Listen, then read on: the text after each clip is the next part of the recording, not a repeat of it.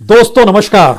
आरक्षण को लेकर इस देश में आंदोलन की शुरुआत हुई तो किसानों का जिक्र कोई नहीं करता था। अयोध्या में राम मंदिर को लेकर संघर्ष की शुरुआत हुई तो किसानों का जिक्र कोई नहीं करता था। लेकिन बीते एक बरस के दौर में किसानों ने अपने आंदोलन के जरिए जब दिल्ली की सत्ता को झुका दिया तो तमाम पॉलिटिकल पार्टीज को किसान याद आ गए।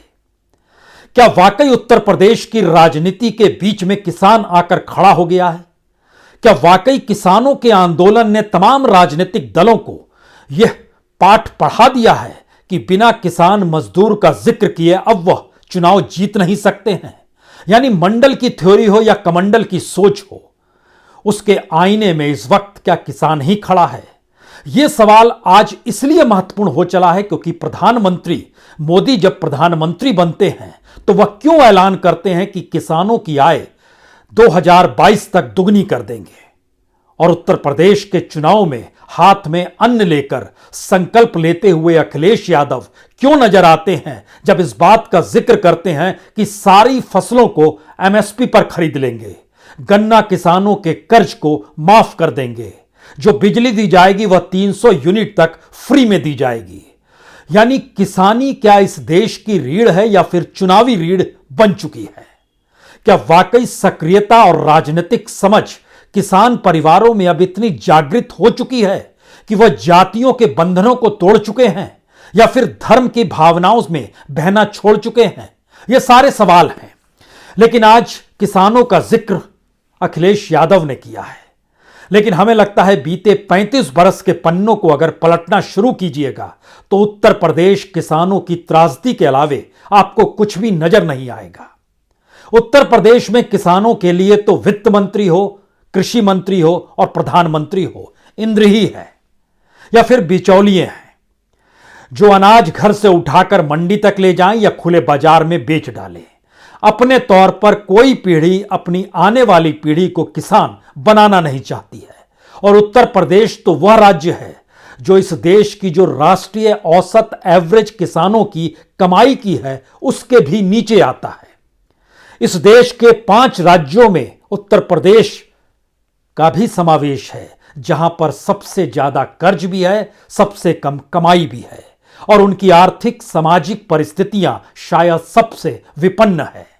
तो क्या समाजवादी पार्टी किसी भी घर को खाली रखना नहीं चाहती है राजनीतिक तौर पर? इसीलिए अब वो हर समुदाय को छूती है, हर जाति को छूती है और अब हर प्रोफेशन को भी छूना चाहती है क्या? आरक्षण की लड़ाई लड़ते लड़ते आज का युवा उत्तर प्रदेश का भटक रहा है, नौकरी मिल जाए। आरक्षण दूर की गोटी हो चली है। किसानों के संघर्ष ने बतला दिया कि दरअसल इस देश में नीतियां अब किसानों की जमीन भी हड़पने की है, किसानों को मजदूर बनाने की है। तो हमें लगता है कि आज उत्तर प्रदेश के किसानों के जरिए ही उत्तर प्रदेश की सियासी चालों को समझ लीजिए और उन पन्नों को पलटने की कोशिश कीजिए जहां पर हो सकता है आप भी खुद को खड़ा हुआ पाए।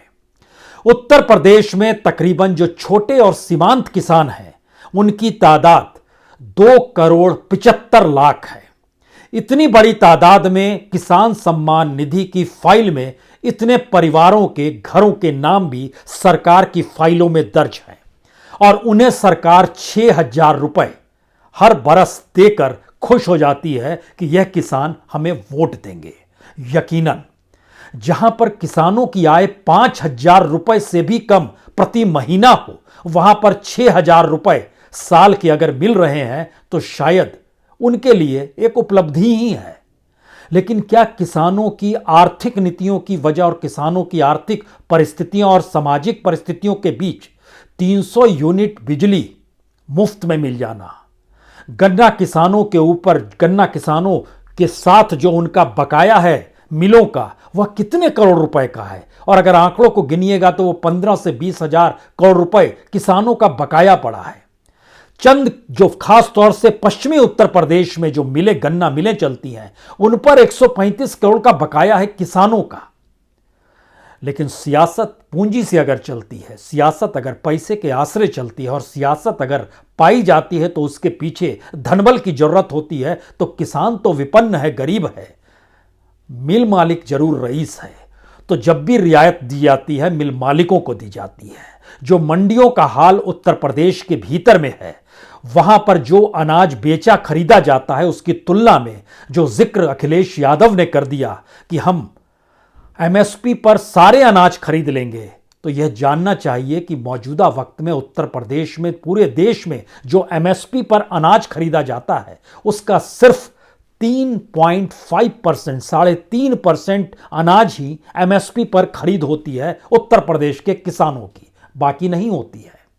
उत्तर प्रदेश के भीतर में अगर 2,75,00,000 परिवार किसानी से जुड़े हुए हैं और सरकार की फाइलों में वह छोटे और सीमांत किसान माने जाते हैं, तो मतलब बहुत साफ है, 2 हेक्टेयर से कम की जमीन है। इन किसानों के लिए इस चुनाव का महत्व क्या है?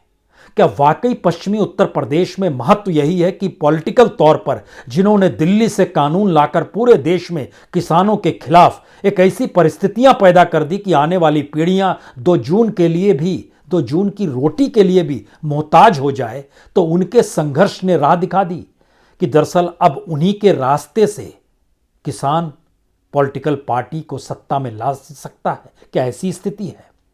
उत्तर प्रदेश और खास तौर से पश्चिमी उत्तर प्रदेश का योगदान किसान आंदोलन में अच्छा खासा रहा। हरियाणा और पंजाब के किसानों ने तो अपने तौर पर इस पूरे आंदोलन को सफल बनाया ही। देश भर के अलग अलग जगहों से जो किसान जुटे, उसमें पश्चिमी उत्तर प्रदेश की परिस्थितियां बहुत साफ तौर पर निकल कर आई है। लेकिन अगर आप बरस दर बरस या फिर काल दर काल को देखते चला जाइए, आपके जहन में मुलायम सिंह यादव का काल होना चाहिए, मायावती का दौर होना चाहिए, अखिलेश यादव की सत्ता की पहचान होनी चाहिए और उसके बाद योगी आदित्यनाथ की परिस्थितियां होनी चाहिए। इन तमाम चीजों में सफर करते हुए आपको एक वक्त भी ऐसा महसूस नहीं होगा कि किसानों की आय बढ़ रही है। एक वक्त भी आप महसूस नहीं करेंगे कि एमएसपी, जो न्यूनतम समर्थन मूल्य है, वहां पर उत्तर प्रदेश के किसानों को कोई भी राहत रियायत मिल पा रही है। एफसीआई के गोडाउन्स की तादाद भी उत्तर प्रदेश में देश के तमाम राज्यों की तुलना में सबसे कम है। तो उत्तर प्रदेश में किसानों को लेकर, अन्न हाथ में लेकर संकल्प लेना एक बात है और राजनीति साधना एक दूसरी बात है। यहीं से दरअसल शुरू होता है पश्चिमी उत्तर प्रदेश की सियासत साधने का वो खेल, जहां पर आपके जहन में तुरंत कैराना आना चाहिए। वह भी कैराना का वही इलाका है। कैराना की अपनी स्थितियां भी जो हैं, वह लगभग 72% परिवार खेती और किसानी से जुड़े हुए हैं। छोटे व्यापारियों की भी स्थिति है जिनके पलायन का मसला उठा। लेकिन ध्यान दीजिए, बीजेपी अन्न के बदले गन का प्रयोग कर रही है। वो कह रही है गन हाथ में रखने वाले आज हाथों में अन्न लेकर चल रहे हैं। ये बीजेपी का कटाक्ष है।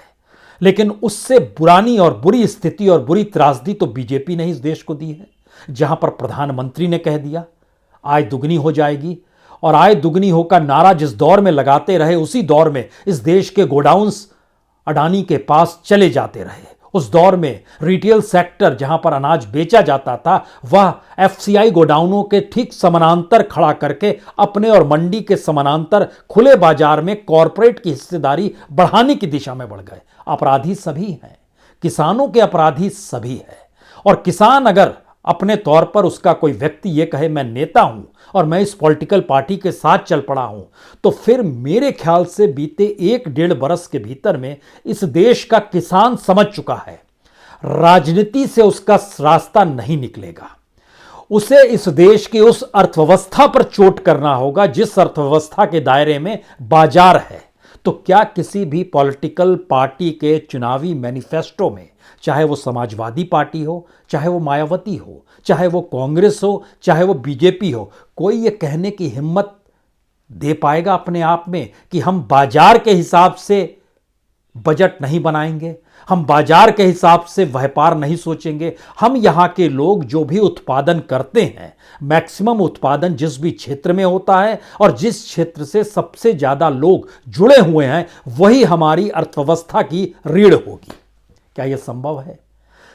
दरअसल यह संभव इसलिए नहीं है क्योंकि जैसे ही हम जिक्र ऊंची जातियों का करते हैं, ऐसा नहीं है कि ब्राह्मण खेती नहीं करता है, ऐसा भी नहीं है कि ठाकुर खेती नहीं कर रहा है, ऐसा भी नहीं है कि जैसे ही ओबीसी का जिक्र करते हैं तो यादव खेती के साथ नहीं जुड़ा है, ऐसा भी नहीं है कि बाकी ओबीसी की जातियां भी खेती के साथ नहीं जुड़ी हुई है, लेकिन जरा इसके अंदरूनी हिस्से को झांकने की कोशिश कीजिए। जिस दौर में मंडल कमंडल संघर्ष और आंदोलन का जिक्र हो रहा था और उत्तर प्रदेश में सियासत अपने तौर पर खड़ी हो रही थी, उस दौर में ओबीसी की जातियों में जिसे सबसे ज्यादा लाभ हुआ वो यादवों को हुआ। बाकी जातियां थी उन्हें लाभ नहीं हुआ। उसकी एक पूरी सूची है। ये सूची ये बताने के लिए काफी है कि दरअसल 162 जातियां हैं जो ओबीसी के दायरे में आती है। इसी तरीके से शेड्यूल कास्ट में भी तकरीबन 72 कास्ट हैं, लेकिन जाटवों को फायदा हुआ। लेकिन ध्यान दीजिए, जब मंडल कमंडल के आंदोलन के बाद उत्तर प्रदेश में राजनीति फन काटती है तो किसके हाथ में सत्ता आती है? वो मुलायम और मायावती के हिस्से में सत्ता आती है। समाजवादी पार्टी और बीएसपी बहुजन समाज पार्टी अपने तौर पर सत्ता साधती है। तमाम ओबीसी जो थे वो शिफ्ट होते हैं। वो ओबीसी क्या खेती से नहीं जुड़े हुए थे, तो फिर भी वह अपने जातियों में लाभ मिल जाए, सत्ता के अनुकूल की परिस्थितियां बन जाए, इसीलिए वह मुलायम सिंह के पास गए, मायावती के पास गए। वहां से जब रास्ते बंद हुए तो वह बीजेपी के पास गए, और आज की तारीख में बीजेपी के यहां से भी जब उन्होंने देखा उनको कोई लाभ नहीं हो पा रहा है तो वह अखिलेश यादव के पास आए हैं। यानी मुलायम से अखिलेश तक की स्थितियां 360 डिग्री में घूम गई। लेकिन फिर अगला सवाल है, इस समाज के भीतर की आर्थिक नीतियों को जो बनाते हैं और जो पॉलिटिकल पार्टी जिन नीतियों पर चलती है, उसमें इनके पास देने के लिए कुछ हो ही नहीं सकता है सिवाय अपनी जाति को दें या अपने वोट बैंक को दें। इससे हटकर वो सोच ही नहीं सकते हैं, इसीलिए कभी सोचा ही नहीं गया। मसलन सैनी, शक, साहू, लोहार, सैफी, मौर्य, मेवाती, माली, बिंद, बढ़ई, केस्ट, कश्यप, डफाली, धोबी, प्रजापति, हम कितनी जातियों का नाम लें जो इस फहरिस्त में है, उनकी आर्थिक स्थिति ओबीसी की ही जो दबंग जाति है उसकी तुलना में आर्थिक परिस्थितियां बहुत कमजोर है। ठीक इसी तरीके से जाटवों को लाभ भी मिला जब मायावती आई। बाकी जो जातियां थी, चाहे वो खटिक हो, कैराता हो, कोरी हो, डोम हो, दुसाद हो, पहरिया हो, बहलर हो, बादी हो, मुसर हो, अहेरिया हो, सनोरिया हो, तमाम जातियों को देखिएगा तो इनकी आर्थिक स्थिति में कोई सुधार नहीं आया। इन जनरल जब आप ऊंची जातियों से तुलना करते हैं या ओबीसी के जो जिनके पास ताकत है, जिनकी आय 14 लाख से ज्यादा की है, उनसे जब तुलना करते हैं तो ये बहुत कमजोर नजर आते हैं। राजनीति उत्तर प्रदेश की हमेशा साधी गई ये कहकर कि हम और आप एक ही जाति के हैं। लेकिन ध्यान दीजिएगा, चाहे वो अपर कास्ट में हो, चाहे वह ओबीसी में हो, चाहे वह दलितों में हो, नेता और पॉलिटिकल पार्टी रईस होते चले गए और विपन्नता बाकियों में आती चली गई। लेकिन वह किसके पास जाएं? नीतियां बन नहीं रही हैं। लेकिन फिर दोबारा उसी बात का जिक्र, अगर बीजेपी अन्न के समानांतर गन का जिक्र करके समाजवादी पार्टी को निशाने पर लेती है तो दूसरी तरफ आय दुगनी हो जाएगी और 3 नियम कायदे कानून जो बनाए गए उसके जरिए ऐसा रिफॉर्म होगा कि किसान के बल्ले बल्ले हो जाएंगे। यह सपने खुले तौर पर पार्लियामेंट के भीतर से निकल कर आए। उससे बड़ा झूठ और उससे बड़ा धोखा कुछ हो नहीं सकता है। लेकिन इस देश ने देखा।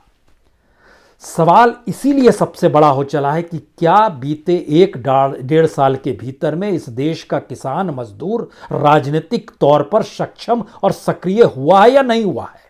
क्योंकि पश्चिमी उत्तर प्रदेश में चाहे आप 2002 के चुनाव देखिए, चाहे 2007 देखिए, चाहे 2012 देखिए, चाहे 2017 देखिए, किसानों के आधार पर वोटिंग कभी नहीं हुई है। इवन चौधरी चरण सिंह के दौर तक में किसानों की वोटिंग उस रूप में नहीं। और जिस वक्त टिकैत साहब, महेंद्र सिंह टिकैत साहब का आंदोलन चल रहा था, उस वक्त के चुनाव में भी जब राजीव गांधी का पीरियड था और उस दौर में चले जाइए, उस वक्त भी किसानों के आधार पर वोटिंग पश्चिमी यूपी में भी नहीं हुई।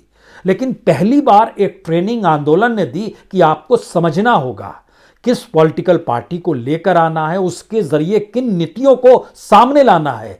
300 यूनिट फ्री बिजली और एमएसपी पे खरीद लेंगे और एमएसपी के जरिए खरीद कर हम कहां बिक्री करेंगे और कैसे बिक्री करेंगे, इसका जब तक पूरा व्हाइट पेपर कोई पॉलिटिकल पार्टी ना दे अपने मैनिफेस्टो के जरिए, आप भरोसा नहीं कर सकते हैं।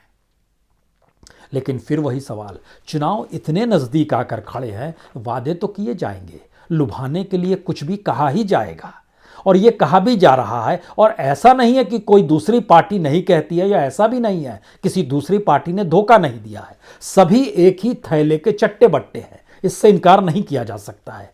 अब जरा समझने की कोशिश करते हैं कि इन परिस्थितियों में दो बातें हमेशा उभर कर आती है। जो लोग छोड़कर जाते हैं किसी दूसरे दल में, क्या वो जीत जाते हैं? अगर वो जीतता हुआ दल है तो जीत जाते हैं, और अगर वो नहीं जीतता हुआ दल है तो नहीं जीतते हैं। इसका हमको लगता है आपको जानकारी देनी चाहिए।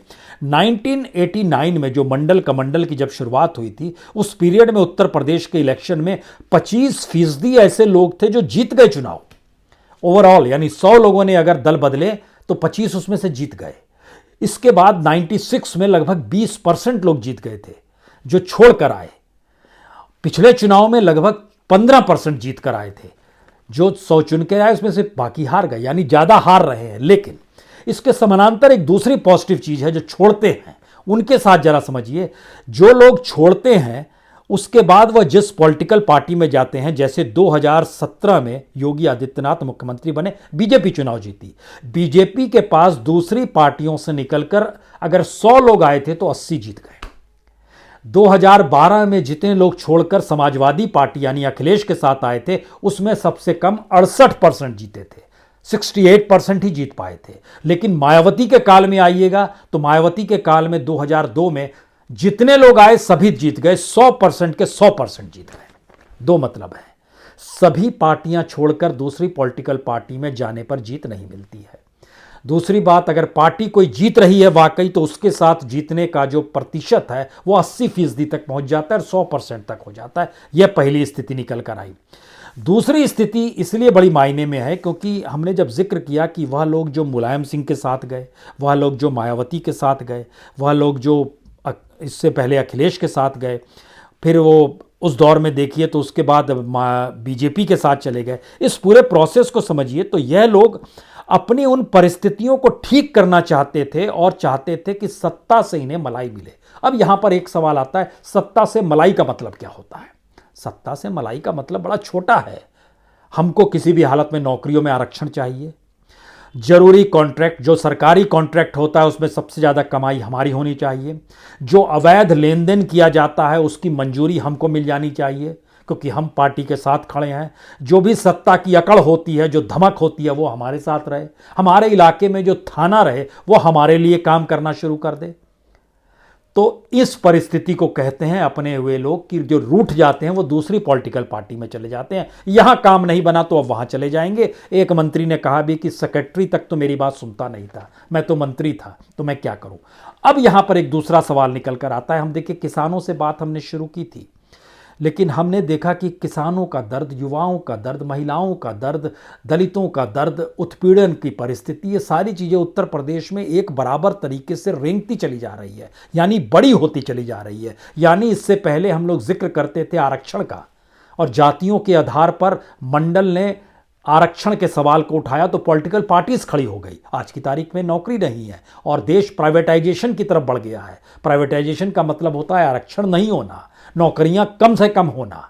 ये सारी परिस्थितियां होंगी ना जो डेवलप हो रही है, तो कौन खड़ा होगा, कौन किसे वोट देगा? सभी तो एक ही सरीखे आपको नजर आ रहे होंगे यहां पर। लेकिन फिर भी इस दौर की सबसे बड़ी मुसीबत यह रही कि जो पुरानी परिस्थितियां थी उससे भी और बुरी परिस्थिति में लाकर उत्तर प्रदेश को खड़ा कर दिया गया। लेकिन फिर हम एक सवाल और आपसे करते हैं। जिस समय मंडल कमंडल का आंदोलन इस देश में शुरू हुआ, उस समय उत्तर प्रदेश की विकास दर, उस समय उत्तर प्रदेश में रोजगार की स्थिति, उस समय उत्तर प्रदेश में जो प्रति व्यक्ति आय थी उसकी स्थिति, या जो भी मापदंड लेना है ले लीजिए, उस दौर में जब आप चले जाइएगा तो उस दौर में जो तमाम परिस्थितियां थी उसमें मापक अभी की जो स्थिति है उससे बेटर थी। यह नहीं सवाल है कि आप उस दौर में चले जाइए, सवाल इतना है कि इस दौर में राजनीतिक सत्ता को हर किसी ने भोगा, लेकिन फिर सब नीचे कैसे चलते चले गए।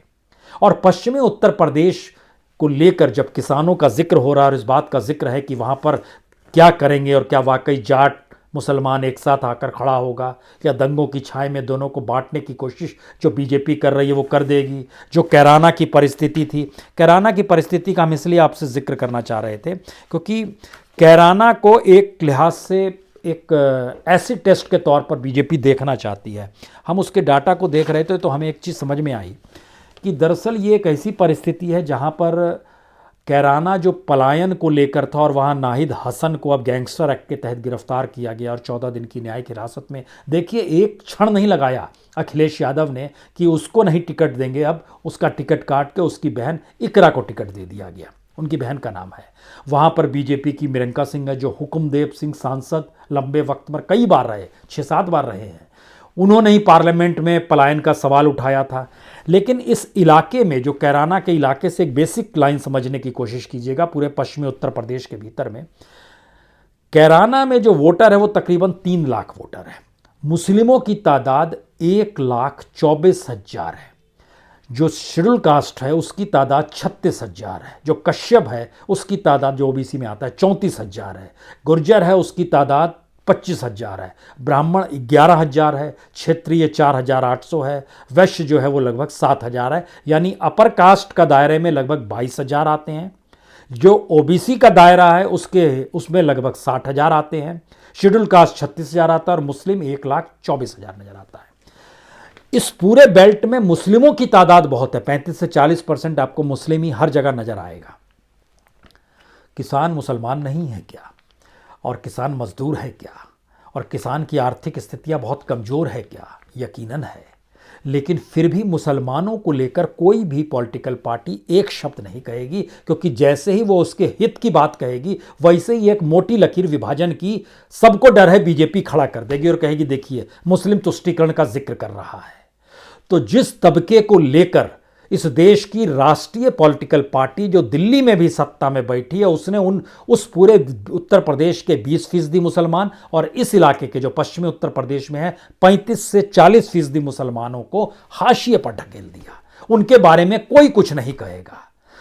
इसी तरीके से मंडल कमंडल के आंदोलन से लेकर अभी तक, जब किसानों का आंदोलन अगर नहीं होता तो किसानों का जिक्र भी कोई नहीं करता, वह भी हाशिए पर ही रहता। युवाओं का जिक्र कोई नहीं कर पा रहा है कि उनको हम रोजगार देंगे, कैसे देंगे, किस रूप में देंगे, इसका कोई विजन किसी के पास नहीं है। यानी हर इलेक्शन के वक्त में एक तबका आपको हाशिए पर नजर आएगा और हर दूसरे इलेक्शन में उस तबके को लेकर केंद्र में लाने की कोशिश होगी। इस बार किसानों को भी केंद्र में लाने की कोशिश हर राज्य में हो रही है, पंजाब में भी हो रही है, उत्तराखंड में भी हो रही है। इसके मतलब क्या है? इसके मतलब है कि राजनीतिक सत्ता पाने के लिए इस देश के अलग अलग जाति समुदाय को अपने प्यादे के तौर पर हर पॉलिटिकल पार्टी इस्तेमाल करती है और हर प्यादे को इस्तेमाल करते वक्त उसका जो लीडर होता है वह कहता है ये सारे लोग मेरे पीछे हैं, इसीलिए आप मेरी मान्यता ये समझिए और मुझे इस रूप में आप ताकत दीजिए, मैं अपने पूरे जाति समुदाय को आपके साथ जोड़ दूंगा। यही चला आ रहा था और यही चल रहा था। लेकिन क्या किसानों के आंदोलन ने कोई ट्रेनिंग दी है? और अगर कोई ट्रेनिंग दी है तो एक बेसिक ट्रेनिंग यही है कि इस देश की आर्थिक अर्थव्यवस्था की नीतियों को किसान और इस देश के उस बहुसंख्यक तबके के हिसाब से बनाने की जरूरत है जिस पर किसी का कोई विजन काम नहीं करता है। ये कोई पॉलिटिकल लाइन और पॉलिटिकल सत्ता के जरिए किसानों को हम साथ ले लेंगे, मजदूरों को साथ ले लेंगे, युवाओं को साथ ले लेंगे, महिलाओं को साथ ले लेंगे, ये कैसे ले लेंगे? हमारी आर्थिक सुधार की परिस्थितियां तो उसी वक्त से चली आई जो हमने मंडल कमंडल का जिक्र किया, उसी समय 91 में इकोनॉमिक रिफॉर्म हुआ। उसकी उम्र भी देखिए तो 30 साल पूरी हो गई है। अब सवाल यह है, पहली बार उत्तर प्रदेश एक ऐसे मुहाने पर आकर खड़ा हो गया है जहां उसे समझ आ जानी चाहिए या आ गई होगी कि वह बीते 30 बरस के राजनीतिक प्रयोग से हटकर चुनाव परिणाम दे दे।